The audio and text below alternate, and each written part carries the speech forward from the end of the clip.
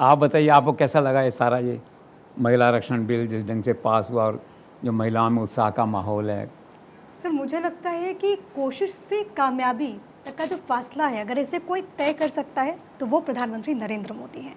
कई मर्तबा उन्होंने साबित करके दिखाया है। अक्सर हम सुनते हैं और हम जानते हैं कि संविधान तो सबको एक समान समझता है, लेकिन पहले सामाजिक रूप से, राजनीतिक रूप से हमें उस तरीके से ट्रीट नहीं किया जाता था। ये कोशिश तो कई मर्तबा हुई, लेकिन कभी भी उस तरीके से कोई सार्थक पहल नहीं की गई।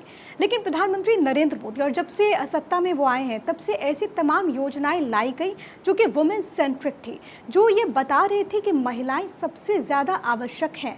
भले इसको लेकर सियासत खूब हुई हो, हमने इसको लेकर देखा कि महिलाओं को किस तरीके से कई सारे ऐसे दल हैं, लड़की हूँ लड़ सकती हूँ ये नारा तो दे देते हैं, लेकिन राजनीतिक लड़ाई तभी होगी जब उनको उस तरीके से भूमिका मिलेगी।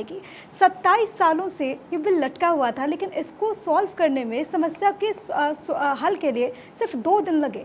ये बताता है कि अगर मजबूत इच्छा शक्ति हो तो कुछ भी असंभव नहीं है। और सर, क्योंकि मैं खुद ग्राउंड पर उतरी, मैंने देखा लोगों में जश्न का माहौल था और मुझे तो ऐसा महसूस हुआ कि होली दीपावली सब आज ही हो रही है। और जब से ये पूरा बिल आया है तब से लोगों में खुशी है, महिलाओं में खुशी है कि उनको उनका अधिकार मिला। आप तो बिहार से हैं, बिहार में क्या रिएक्शन हुआ इसका? पहले वो लोग विरोध करते रहे हैं, आरजेडी वगैरह।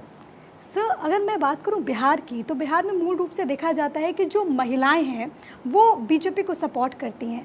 हमने देखा कि बिहार में कई सारे ऐसे फैक्टर्स हैं जो कि बहुत इंपॉर्टेंट रोल प्ले करते हैं, लेकिन ख़ास तौर में बिहार और यूपी जैसे राज्यों के लिए कहा जाता है कि वहाँ के जो लोग हैं वो राजनीतिक रूप से बहुत जागरूक हैं, और ख़ास तौर पर महिलाएँ जो हैं वो भी पॉलिटिकली काफ़ी ज़्यादा स्ट्रॉन्ग हैं। घर में खाना बनाते बनाते जिक्र हो जाता है, सियासत के बारे में बात कर लेती हैं, प्रधानमंत्री ने क्या किया, केंद्र सरकार ने क्या किया, उसकी बात हो जाती है। और मेरी जितने भी लोगों से बात हो रही है वो सब इसको लेकर काफ़ी खुश हैं, क्योंकि उन्हें ये लग रहा है कि अब से पहले तो कभी ऐसी पहल नहीं की गई, कभी ऐसे मजबूत कदम नहीं उठाया गया। मैं कहीं पढ़ रही थी, उसमें ये लिखा था और ये लाइन मुझे बहुत अच्छी लगी, an idea that was too strong to be opposed. और मुझे लगा कि मजबूत सोच जो है वो प्रधानमंत्री नरेंद्र मोदी की, और इतनी मजबूत कि पहली बार ऐसा हुआ कि इतिहास में कि राज्यसभा में 215 पक्ष में वोट पड़ा और कोई भी अगेंस्ट में नहीं गया।